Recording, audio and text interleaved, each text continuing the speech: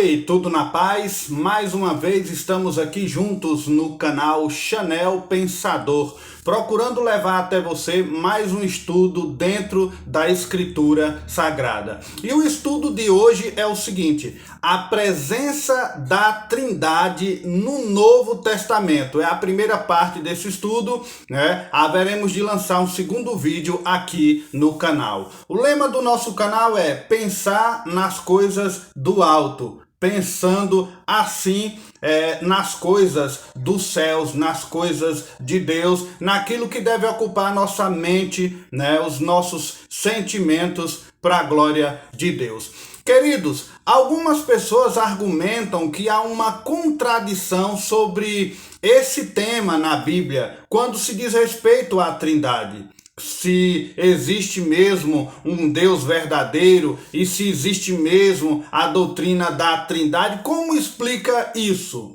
Com certeza, a Bíblia diz claramente que só há um Deus. Isso sem margem de dúvida nenhuma. Vemos isso em Deuteronômio no capítulo 4, versículo 39. Vemos isso em Isaías no capítulo 43, versículo 10.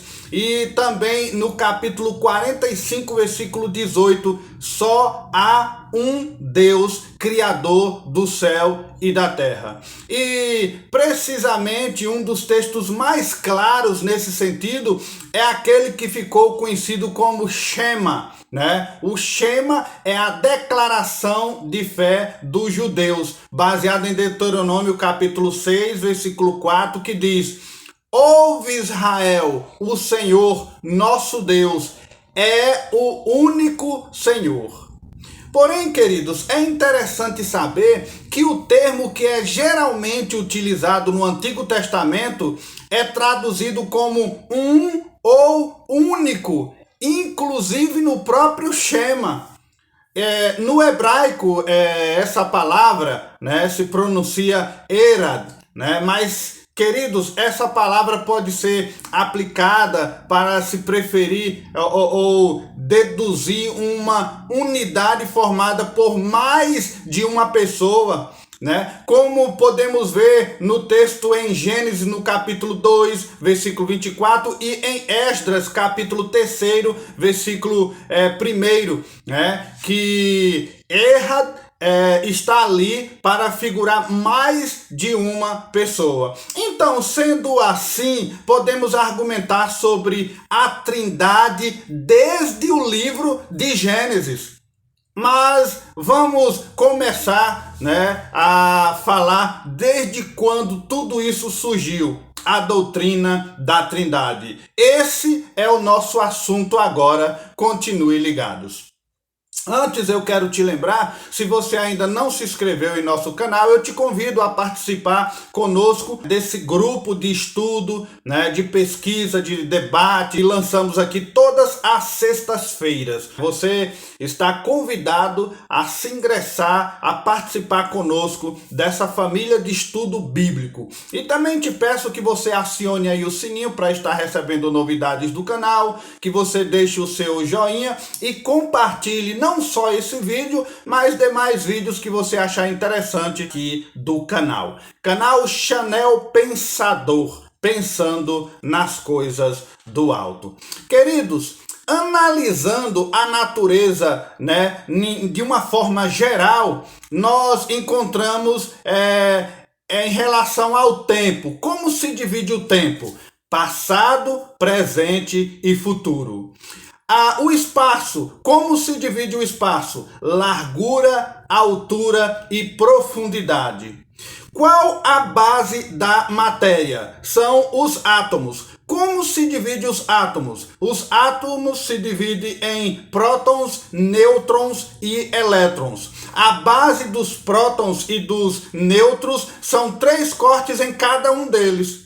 Qual o estado básico da matéria? Sólido, líquido e gasoso.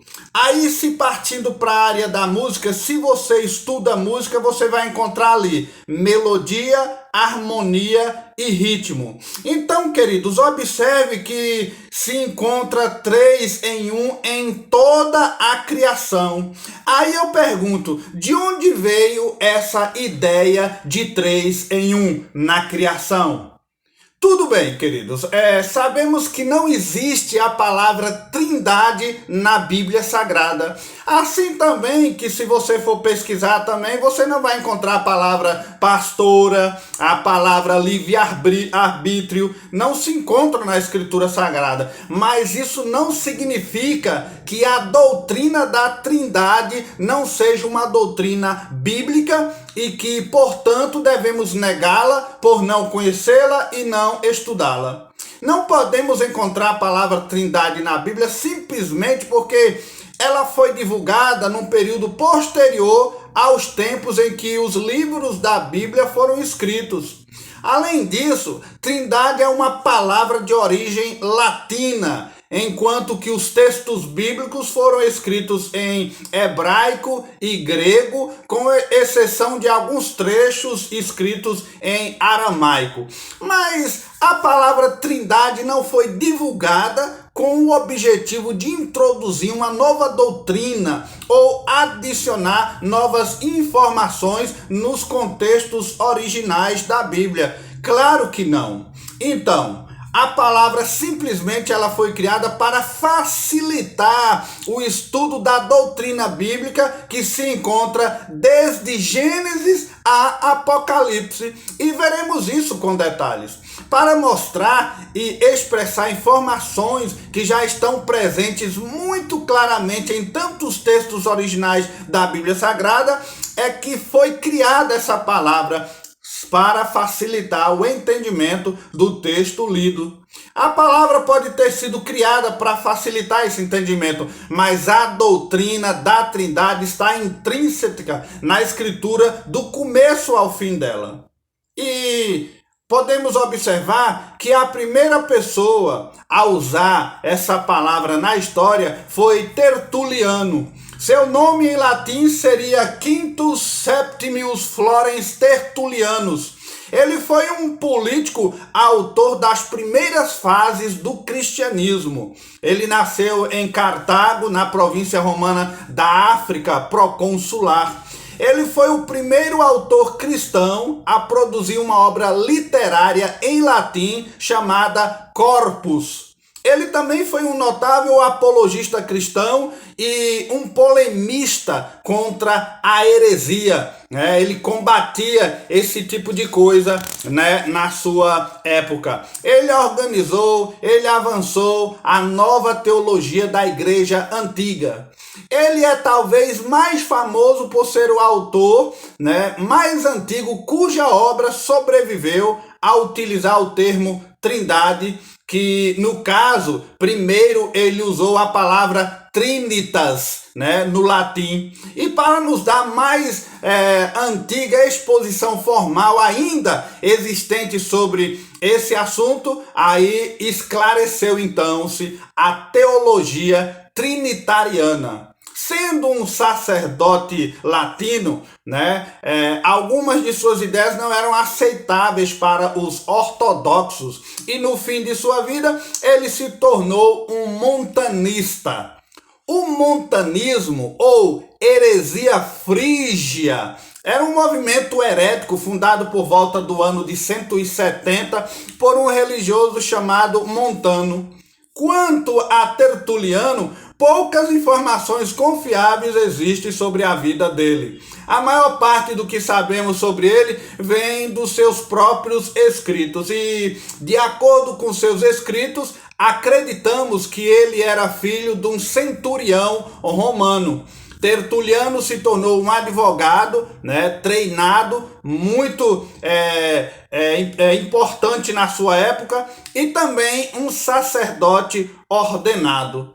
Pois bem, queridos, voltando para o nosso tema, a palavra trindade quer dizer basicamente três, que é um. né? Três em um. Portanto, esta palavra se refere à verdade bíblica incontestável acerca da natureza divina, que ensina que o único Deus, o Deus único, subsiste em três pessoas igualmente divinas, que é o Pai, Filho e Espírito Santo. Algumas denominações cristãs discordam da doutrina trinitariana, fornecendo soluções diversas para a natureza de Deus. E por causa disso, eles acabam por cometer distorções bíblicas que muitas vezes se transformam em heresias. Né? Então, precisamos ter cuidado no entendimento dentro da palavra de Deus, o Deus triuno, para não cometermos heresias, né, em deduções e definições da Trindade, ok? Exemplo, Charles Taze Russell, o fundador de um desses movimentos, ele caiu nesse risco. Era o segundo filho do casal de presbiterianos chamado Joseph e Eliza Russell, que eram de ascendência escocesa e irlandesa, né? Charles era o segundo de 5 filhos, dos quais apenas 2 sobreviveram até a idade adulta. Ele ensinou para a organização que ele fundou que não existe Trindade Santa e que o Espírito Santo não é uma pessoa, mas é uma força ativa de Jeová, né? E a Bíblia não dá menção, não faz menção a isso. Além de Charles, outros movimentos antiprotestantes, como os seguidores da mensagem de William Branham, que nasceu em uma das mais pobres famílias em plena Serra do Sul do Kentucky, eles têm aí os unicistas também. A igreja estabeleceu, através do Concílio Eclesiástico de Nicéia, que aconteceu no ano de 325 depois de Cristo, a afirmação de que um único Deus se revela em 3 pessoas divinas distintas: o Pai, o Filho e o Espírito Santo. Então, amados, a palavra trindade, que veio do latim trinitas ou tríade, de trinus ou tripla, define Deus como 3 pessoas consubstanciais, expressões ou hipóstases, que é um termo grego que pode se referir à natureza de algo ou uma instância em particular daquela natureza. Quer dizer, o Pai, o Filho, Jesus Cristo e o Espírito Santo, um Deus em 3 pessoas. As 3 pessoas são distintas, mas são uma substância, essência ou natureza única, né? Para muitos há uma dificuldade de compreensão, mas se você for estudar a Bíblia é para ser estudada e não lida e contemplada. Quando você estudar a Bíblia, você vai tendo clareza, né, entendimento sobre esse assunto. Certo? Então, tem causado muitas polêmicas e divisões em tantas pessoas, em tantas denominações, mas basta que você faça um estudo apurado da Sagrada Escritura e você vai encontrar nela a resposta para isso. Certo? As 3 pessoas da Trindade. Vamos começar falando um pouquinho de cada uma delas. O Pai, o primeiro, né? O Criador, Deus. O encargo do Pai é presidir como chefe ou presidente que não foi criado nem gerado, né? O princípio, ele é o fim, é o princípio sem princípio, o que gera vida em absoluta comunhão com o Filho e com o Espírito Santo. Foi o Pai que enviou o seu Filho Jesus Cristo para salvar-nos da morte espiritual pelo sacrifício vicário. Revela o amor infinito de Deus sobre os homens e não abandona os seus filhos adotivos. O Pai, a primeira pessoa da Trindade, é considerado como o Pai eterno e perfeito, que não foi gerado. É atribuído a essa pessoa divina a criação do mundo e o arquiteto de todo o universo. o Pai, primeira pessoa da Trindade. A segunda pessoa da Trindade é o Filho, o mediador, né? O redentor, o Shiloé, o enviado, o Deus eterno como Pai, consubstancial a Ele. Quer dizer, pertencente à mesma natureza, à mesma substância do Pai. Não foi criado pelo Pai, mas gerado na eternidade, na substância do Pai. Porém, queridos, no livro de Colossenses, o apóstolo Paulo, no primeiro capítulo, dos versículos 13 a 15, o chama de primogênito de toda a criação. Encarnou-se em Jesus de Nazaré, assumindo assim a natureza humana. O Filho, a segunda pessoa da Trindade, é considerado como Filho eterno. Como todas as perfeições divinas, a Ele é atribuída a redenção, a salvação, a expiação pelos nossos pecados, o Salvador, o Redentor da humanidade. Aí partimos para a terceira pessoa da Trindade, o Espírito Santo, o Paráclito, a testemunha ou testificador, também conhecido como Santo Espírito ou o Espírito do Senhor, o Consolador. Ele é o membro da Trindade que é o agente da revelação pessoal. Não foi criado, não foi gerado. Essa pessoa divina personaliza o amor íntimo e infinito de Deus sobre todos os homens. Manifestou-se primeiramente no batismo, depois na transfiguração de Jesus e plenamente revelado no dia de Pentecostes.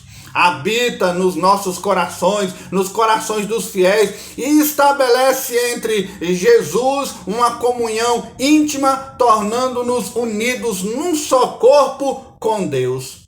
O Espírito Santo, a terceira pessoa da Trindade, é considerado como um puro nexo de amor. Atribui-se a essa pessoa divina a santificação da igreja e do mundo com o seu fruto.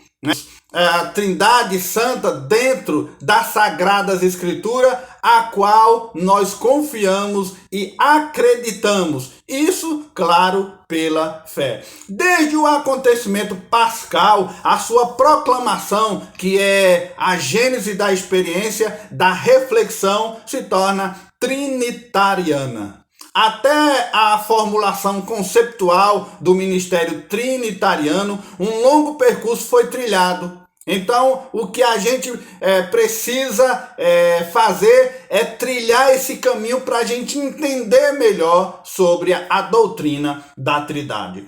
Dentro da querigma, que do grego significa mensagem, pregação, proclamação, na verdade, desde a proclamação primitiva da morte e ressurreição de Jesus, passando pelas primeiras afirmações do Novo Testamento, na plena divindade de Cristo, da personalidade do Espírito Santo e do surgir das primeiras mensagens trinitarianas até ao credo niceno de Constantinopla. Um difícil e tortuoso caminho foi burilado pelas primeiras gerações de cristãos aí. Nós vamos falar sobre esse concílio. Defensores da doutrina trinitariana afirmam que a igreja primitiva já acatava plenamente essa ideia com base nos escritos de Inácio de Antioquia e também baseada nas cartas aos Efésios no capítulo 9, versículos de 1-18, mas do ponto de vista histórico, um dos primeiros a utilizar no ocidente cristão, veja que o termo trindade, primeiro para ser usado ali, para expressar a ideia de que a unidade divina existia em três pessoas, aí foi, como já falamos, Tertuliano, o que nós já explicamos. Mas no início do século III, em sua obra Adversus Praxeas, ele utilizou o termo latino trinitas Antes disso, ele no Oriente Cristão só há o registro do termo grego nos escritos de Teófilo de Antioquia, né, no 3 livros de Autólico, que foram redigidos por volta do ano de 180, por aí. Somente depois da atuação do Império Romano sobre Constantino, que com sua suposta conversão, ele buscou unificar a igreja, e foi daí que ocorreu aquela convergência de fatores, né? Uma suposta paz ou facilidade de comunicação e diálogo entre diversas igrejas, que permitiu a elaboração de um edifício conceptual, a definição precisa das noções de sua mútua relação e aplicação teológica. Daí foi que se deu mais ênfase a isso, que a tornou apta para a descrição, para a explanação da divindade revelada em Jesus Cristo. Ainda hoje se discute qual teria sido o motivo da conversão de Constantino e os benefícios ou, entre aspas, os malefícios que isso trouxe para a igreja, né? Mas foi uma conversão verdadeira ou foi uma ação política? Ele agiu corretamente ou como um oportunista político? Com Constantino houve vitória ou derrota da igreja? Bem, são tantas especulações e perguntas que geram dessas atitudes aí. Bem, caros ouvintes, existem tantos e tantos comentários a respeito disso, porém devemos nos ater às Sagradas Escrituras e ver nelas o que Deus de fato nos orienta. Ok? Então, dentro de tudo que foi exposto, o que a Bíblia de fato nos descreve a respeito dessa doutrina. No Evangelho de Mateus, no capítulo 28, versículo 19, está escrito assim: portanto, vão e façam discípulos de todas as nações, batizando-os em nome do Pai, em nome do Filho e em nome do Espírito Santo. Né? É o que registra. Paulo escreve aos Romanos no capítulo 1, versículo 20, e diz assim mais ainda: pois desde a criação do mundo, os atributos invisíveis de Deus, seu eterno poder e sua natureza divina têm sido vistos claramente, sendo compreendidos por meio das coisas criadas, de forma que tais homens são indesculpáveis, certo? Desde a criação do mundo, atributos visíveis e invisíveis de um Deus eterno, a sua natureza divina, compreendidas aí. Mas Paulo continua lá em 2 Coríntios capítulo 3, versículo 14, dizendo: a graça do Senhor Jesus Cristo, o amor de Deus e a comunhão no Espírito Santo sejam com todos vocês. Olha aí, das cartas paulinas. Agora, queridos, presta atenção no que o Evangelho de João registra, lá em 1 João, capítulo 5, versículos 7 e 8. Há 3 que dão testemunho: o Espírito, a água e o sangue, e os 3 são unânimes. Leremos agora em 1 Coríntios capítulo 8, versículo 6, o que está escrito a respeito da Trindade Santa.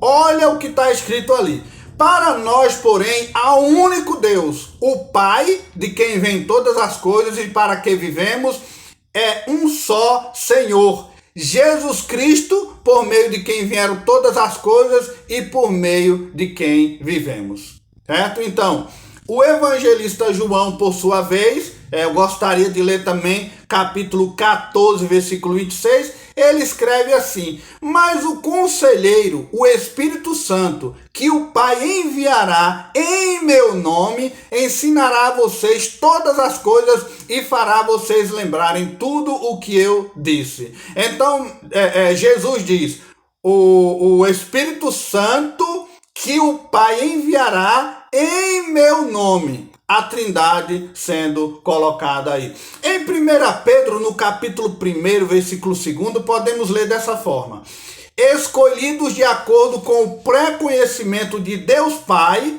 pela obra santificadora do Espírito para a obediência a Jesus Cristo e a aspersão do sangue, graça e paz sejam multiplicadas.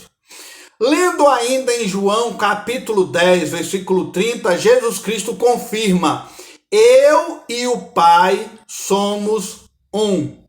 Ainda podemos ler, se você ainda não compreendeu, 2 Coríntios capítulo 1, versículo 21 e 22, diz assim: ora, é Deus quem faz que nós e vocês permaneçamos firmes em Cristo. Ele nos ungiu, nos selou como sua propriedade e pôs o seu Espírito em nossos corações como garantia do que está por vir. E podemos fechar o nosso passeio pelo Novo Testamento a respeito da Trindade Santa, lendo e finalizando essa caminhada de leitura pela Bíblia em Colossenses capítulo 2, versículos 9 e 10, que diz assim: pois em Cristo habita corporalmente toda a plenitude da divindade, e por estarem nele, que é o cabeça de todo poder e autoridade, vocês receberam a plenitude. Pois bem, queridos, observe aqui no Novo Testamento, a Bíblia fala explicitamente sobre a Trindade Santa. E provamos isso, queridos, além de entender por que surgiu a palavra Trindade na história. Mas, mesmo antes de surgir a palavra Trindade, a doutrina da Trindade já está aí em toda a Escritura Sagrada. Está dando para compreender? Por isso que a Bíblia precisa ser estudada, não apenas lida, contemplada e forçando aí algum entendimento do que você acha. Certo? Então, nós passeamos aí no Novo Testamento e vimos a doutrina da Trindade na voz dos apóstolos, na voz do próprio Senhor Jesus Cristo. Ok? No próximo vídeo aqui no canal surgirá uma grande pergunta que desafia a muitos estudiosos quando estuda a Bíblia Sagrada a despeito desse assunto. Existe a presença da Trindade no Antigo Testamento? O que os teólogos dizem a respeito? Pois bem, falaremos sobre alguns livros apócrifos, também a argumentação de alguns céticos sobre esses livros dentro desse assunto e qual a posição de algumas seitas sobre a doutrina da Trindade. Falaremos sobre essas questões na parte 2 desse estudo. Por isso, meu querido, se você quer ouvir o restante dessa mensagem, acione aí o sininho para você estar recebendo segunda parte desse estudo. Agora, a presença da Trindade no Antigo Testamento. Esse é o nosso assunto no próximo vídeo aqui no canal. Eu espero você lá então. Deus te abençoe.